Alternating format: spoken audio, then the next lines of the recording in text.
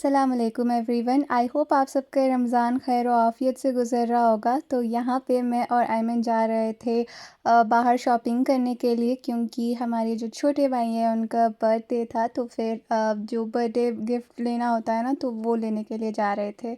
पहले हम लोग गए हुए थे स्टाइल यूनियन, लेकिन वहाँ पे जो है ना हमें कुछ ठीक से समझ नहीं आ रहा था और अयमन को भी पसंद नहीं आ रहे थे। तो उसने कहा था कि हम ए एम बी मॉल चलते हैं। तो एक्चुअली इसका नाम जो है चरच सिटी कैपिटल मॉल है, लेकिन हम इसको शॉर्ट फॉर्म में ए एम बी मॉल बुलाते हैं।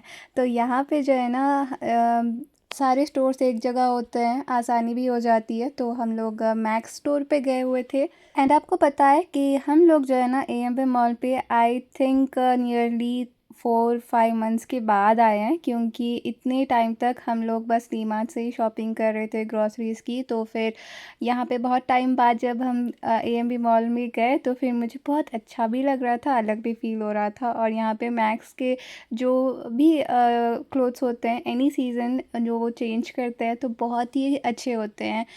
सो खैर यहाँ पे हम ड्रेस जो है वो डिसाइड कर रहे थे, एंड फाइनल जो है वो अयमन ने किया था। तो फिर मैंने सोचा कि यहाँ पे मैं वुमेंस वेयर भी देख लेती हूँ, ज़रा राउंड मार के देख लूँ कि क्या क्या न्यू स्टॉक आया हुआ है इनके पास। तो फिर कलेक्शन अच्छी थी इनकी, और इस बार ना सारा ब्राउन वाइट क्रीम ये ज़्यादा कलर्स दिख रहे थे, और ये कलर्स अच्छे भी लगते हैं ये वाले मौसम पे जो अभी चल रहा है ना। सो खैर उसके बाद ना मैंने डायरेक्ट शाम को तैयार होने के बाद ये वाली क्लिप ली थी, अपना फुल लुक रिकॉर्ड किया हुआ था। और उसके बाद हम लोग गए हुए थे हमारे सिस्टर के घर। तो यहाँ पे ये रेडी हो रही थी और साथ में ये फाउंडेशन वो दिखा रही थी। तो फिर मैंने सोचा कि इसका क्लिप ले लेती हूँ। ये कलर बार का टिंटेड फाउंडेशन है और अच्छा लुक था इसका। तो इसमें सनस्क्रीन जो SPF है वो 30 की दी हुई है और अच्छी है।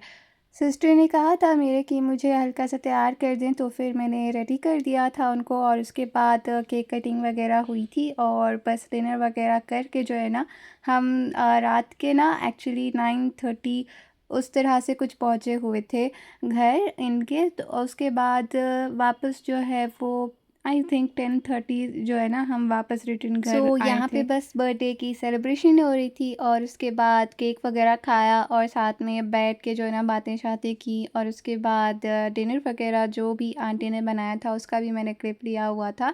ज़्यादा कुछ नहीं, बस आलू की टिक्की का और चिकन फ्राई का मैंने क्लिप लिया हुआ था। और बाकी ब्राउन राइस, चिकन करी और तंदूरी रोटी बाहर से मंगवाई हुई थी, और खाना सालन जो है ना वो घर पे बनाया हुआ था इन्होंने। एंड बस डिनर वगैरह करके यहाँ पे हम वापस घर जा रहे थे। तो फिर एक क्लिप यहाँ पे ले लिया हुआ था, और घर जाकर जो है ना मैंने कोई क्लिप नहीं लिया हुआ। मैंने अगले दिन ही जो है ना सहरी के टाइम पे मैंने सोचा कि शुरू करती हूँ। और यहाँ पे जो है ना मैंने बोला था कि ऑडियो वगैरह मैं ऐड कर दूँगी, बिकॉज़ रूटीन लाइफ बताने में उतना मज़ा नहीं आ रहा आजकल, तो फिर इसीलिए। अल्लाह का कानून है कि इंसान का किया हुआ एक ना एक दिन उसके सामने जरूर आ जाता है। लोग करके भूल जाते हैं, अल्लाह नहीं भूलता। दूसरों के रास्ते में कांटे बिछाने वाले खुद कभी भी फूलों के ऊपर वो नहीं चल पाते। जिंदगी का जो कानून है ना, अल्लाह का जो कानून है बहुत सादा है। जो आप करेंगे वो काटेंगे। अगर किसी के दिल को आपने तोड़ा है तो वो वक्त फिर ऐसा आएगा कि आपका दिल भी तोड़ा जाएगा। और आपने अगर दूसरों के सुख छीने हैं, जो दूसरों के सुख छीनता है उसके अपने सुख छिन जाते हैं। ये जिंदगी में अटल बात है। जो किसी के आंसुओं की वजह बनता है, एक दिन खुद उन्हीं आंसुओं में वो डूब भी जाता है। यानी आप किसी के घर को जलाएंगे, जो इंसान किसी के घर को जलाता है, धुआं फिर उसके अपने आंगन तक भी पहुंचेगा। कायनात कभी भी, या अल्लाह का कानून कभी भी किसी जुल्म को बर्दाश्त नहीं करता। अभी नहीं, देर से सही ये होना जरूर है। आप बस अपने वक्त का इंतजार करें और फिर इंसाफ खुद आई बोलेगा। हैव शेयर्ड दिस बिकॉज लोग ना खुशियों के पीछे, सुकून के पीछे बहुत होते हैं, और भूल जाते हैं कि खुशियाँ और सुकून जो है वो खुद के अंदर ही होती है। अगर आप आपके काम से मतलब रखते हो, और आपका हर काम आप दिल से खुशी से करते हो, और किसी का कुछ नहीं बिगाड़ते और कुछ नहीं करते और किसी के नाम में नहीं जाते बिना without any concern, so you will be at peace. So आपको बस आपका देखना है। बेशक आपको ख़ुद को किसी और से कंपेयर भी नहीं करना, और ना ही किसी को देख के जलना या हसद करना वगैरह है। तो फिर आप जो है ना बहुत खुशी से और सुकून में रहोगे। एंड या also if somebody approaches you, अगर आप आपके काम से मतलब रखते हो ना, तो फिर लोग भी आपसे उतना ज़्यादा मेल झोल नहीं करते, and that's very good thing. और अगर आ भी जाता है ना, तो फिर वो बिना कोई मतलब के ही नहीं होता। तो फिर जो भी उनका मतलब होता है वो उनको दे दें, वो मतलब पूरा कर दें, और जस्ट लेट देम गो। और अगर कोई आपके साथ कुछ बुरा भी करता है, तो बस आप खुद के लिए, आपके खुद के सुकून के लिए उनको माफ़ कर दें, और आप आपके अंदर की खुशियाँ जो हैं वो देख के खुश रहा करें। बस इतना ही है सुकून और खुशी।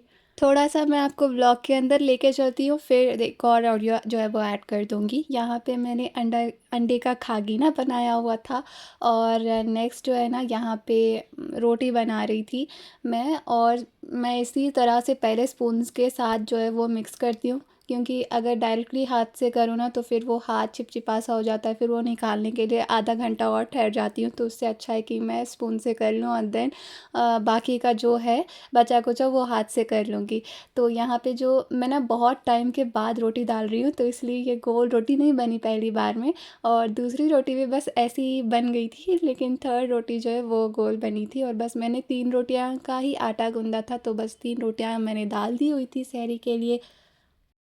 शुक्र अदा न करना भी एक बीमारी है, ऐसी बीमारी जो हमारे दिलों को रोज बरोज कुशादगी से तंगी की तरफ ले जाती है, जो हमारी जबान पर शिकवे के अलावा और कुछ नहीं आने देती। अगर हमें अल्लाह का शुक्र अदा करने की आदत ना हो, तो हमें इंसानों का शुक्रिया अदा करने की भी आदत नहीं पड़ती।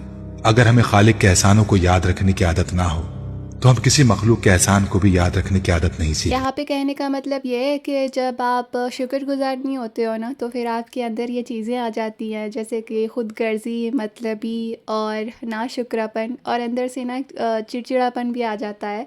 और आप इस तरह के हो जाते हो कि एक अच्छे कैरेक्टर के इंसान में नहीं आते। तो फिर इसीलिए जब आप थैंकफुल होते हो, और अल्लाह ताला ने कहा है कुरान में कि आप शुक्रगुज़ार बनो, तो मैं आपको और दूंगा हर चीज़ में। जो भी अल्लाह ताला ने आपको अगर अच्छी सेहत दी है, ब्यूटी दी है, रिज़्क दिया है, जो भी आपको लगता है कि आपकी लाइफ में है, तो फिर आपको उसका शुक्रगुज़ार होना चाहिए, क्योंकि समथिंग और the other person might not have that. So इसीलिए जो है ना, आपको हमेशा शुक्रगुज़ार होना चाहिए। मे बी इंसानों के लिए, जो भी आप के लिए कोई कुछ कर रहा हो, या फिर अल्लाह ताला के लिए, तो हर वक्त ही शुक्रगुज़ार होना चाहिए। तो फिर आपकी लाइफ जो है ना पीसफुल होती है, आप भी पीस में रहते हो। सो या दैट्स इट। एंड यहाँ पे आप सोच रहे होगे कि बहुत टाइम बाद जो है ना समन क्लीनिंग के ब्लॉग जो है, क्लिप्स जो है वो शेयर कर रही है। तो या आज संडे था, तो मैंने सोचा कि मैंने बर्थडे का ब्लॉग जो है वो बहुत छोटा बनाया है, तो फिर मैं संडे का जो क्लीनिंग ब्लॉग है वो मैं इसमें ऐड कर दूँगी। और संडे की यही रूटीन होती है मेरी। एंड यहाँ पे बाहर का जो है ना वो भी बहुत ख़राब हुआ था, और मैं करूँ तो फिर कर लेती हूँ संडे वाले दिन, अगर मैं ना करूँ तो फिर मम्मा जो है ना वो कर लेती हैं मंडे या फिर ट्यूसडे को। तो फिर इसलिए मैंने सोचा कि मैं कर लेती हूँ। और यहाँ पे सारा कुछ जो है ना विथ वाटर मैंने साफ़ किया हुआ था, एंड देन बस सामने जो है ना वो झाड़ू लगा दिया हुआ था, जो काड़ी वाली झाड़ू आती है ना उससे। एंड देन अगेन फिर से पानी मार लिया था, ताकि वो जो भी मिट्टी वगैरह थी तो फिर वो चला जाए। और उसके बाद मैंने सोचा कि मॉपिंग कर लूँ, लेकिन मैंने सोचा कि बाद में कर लेते हैं, अभी मैं थकने वाली थी। तो फिर यहाँ पे डैड के कपड़े भी आयरन करने थे नेक्स्ट वीक के लिए, ताकि मुझे भी आसानी हो। और दिन के ना 20 मिनट बच जाते हैं मेरे, अगर इस तरह से मैं करके रखूँगी तो फिर इसीलिए वैसे भी रमज़ान के टाइम में शाम के वक्त इशा के बाद मैं ज़्यादा बैठती हूँ कुरान पढ़ने के लिए ना। तो फिर इसलिए नेक्स्ट वीक में वीक डेज़ भी होते हैं, वीक डेज़ में दिन में मैं फ़्री नहीं होती हूँ, तो फिर शाम के वक्त ही पढ़ना होता है। तो फिर इसलिए मैंने सोचा कि ये काम अगर करके रख लूँ ना, तो फिर आसानी हो जाती है। कपड़े आयरन करने से पहले यानी कि बाहर का साफ़ करने से पहले ना मैंने अपने भी कपड़े वॉश किए हुए थे, लेकिन फ़ोन जो है वो नीचे था, ऊपर मैं लेकर नहीं गई हुई थी, तो फिर इसलिए मैंने क्लिप्स जो है वो ज़्यादा रिकॉर्ड ही नहीं किए हुए। एंड देन जब मैं डैड के कपड़े नीचे लेकर आ रही थी तो फिर देखा कि डैड की अलमारी जो है ना वो बिखरी पड़ी हुई थी, तो फिर वो समेटा, उसके बाद मैं ये कपड़े नीचे लेकर आई थी और बस मुझसे 3 जोड़ी जो कपड़े थे उतने ही आयरन हुए। तो उसके बाद पता नहीं क्यों अचानक से मेरा हाथ दर्द करने लगा था, तो फिर मैंने रोक दिया हुआ और उसके बाद जो बाकी के कपड़े थे वो भी ऊपर लेकर गई हुई थी। इनको मैं हैंग कर दूँगी और बाकी जो है ना वो अलमारी में रख दूँगी और दिखाती हूँ आपको कि कितने अच्छे तरीके से मैंने डैड का जो वार्डरोब है वो सेट करके रखा हुआ था। एंड लिटरली सेट करके रखने से पहले मुझे समझ ही नहीं आ रही थी कि मैं कौन-सा शर्ट लूँ, कौन-सा पैंट लूँ, कौन-सा मैच करूँ, और कपड़े ही नहीं है डैड के, तो फिर इसीलिए जो है ना मैंने सेट करके रखा, तो फिर मुझे समझ में आया कि चलो इतने तो निकल गए। एंड या आप लोग सोच रहे होंगे कि इस बार मैंने रमज़ान में मेड नहीं रखी हुई थी, तो फिर हाँ, मैंने इस बार कोई हेल्पर नहीं रखी हुई, बस बर्तन धोने के लिए जो आंटी आती हैं तो फिर वो आती हैं, एंड देन बाकी सेपरेट से कोई हेल्पर मैंने नहीं रखी हुई क्योंकि मुझे नहीं मिली है, तो फिर मैंने भी जो है ना अलग से रिस्क नहीं लेना चाह रही थी, तो फिर बस सोचा कि जैसा होगा वैसा हो जाएगा। एंड सारे शबान में मैंने ये दुआ करी थी कि अल्लाहुम्मा बारिक लना फ़ी शाबान व बालिगना रमज़ान जो होता है ना, तो फिर वो दुआ पढ़ के मैंने अल्लाह ताला से दुआ किया था कि सारा रमज़ान जो है ना खैर व आफ़ियत के साथ गुज़र जाए, सुकून से गुज़रे, सारे काम भी अच्छे हो जाए और मेरी इबादत भी पूरी हो। तो बस अल्हम्दुलिल्लाह अभी तक तो अच्छे से जा रहा है। एंड देन यहाँ पे जो है ना मैं बस इफ़्तार के टाइम पे आई हूँ और मम्मा ने कहा था कि पकोड़े बना दो, लेकिन मेरा बिल्कुल भी मूड नहीं था का मतलब मेरे अंदर उतनी एनर्जी नहीं थी कि जो भी पकोड़ों का जो प्रोसेस होता है वो सारा कुछ करूँ। तो मुझे लगा कि ये ड्राई फ्रूट का मिल्कशेक बना लेती हूँ, इंस्टेंट एनर्जी भी मिल जाएगी और अच्छा भी रहेगा, और वैसे भी हेल्दी ऑप्शंस ही चूज़ करना चाहिए इफ़्तार के टाइम पे, क्योंकि अदरवाइज़ अगर आप ज़्यादातर पकोड़े समोसे वगैरह हेवीली खा लेते हो बहुत ज़्यादा अमाउंट में, तो फिर वो एसिडिटी क्रिएट करती है। तो मुझे फिर से अपना पेट जो है वो ख़राब नहीं करना था, इसलिए मैंने मम्मा के लिए भी ड्राई फ्रूट शेक ही बनाया हुआ था, साथ में वाटरमेलन जो है वो कट करके रख दिया हुआ था। सो खैर आज के ब्लॉग में इतना ही। आई होप आप सबको आज का ब्लॉग अच्छा लगा होगा। अगर अच्छा लगा हो तो please like share and subscribe लाजमी कर दीजिएगा एंड कमेंट लाजमी कीजिएगा। मैं मिलती हूँ आपसे अपने नेक्स्ट ब्लॉग में, तब तक के लिए अपना ख्याल रखें, दुआओं में याद रखें। अस्सलाम वालेकुम, अल्लाह हाफ़िज़।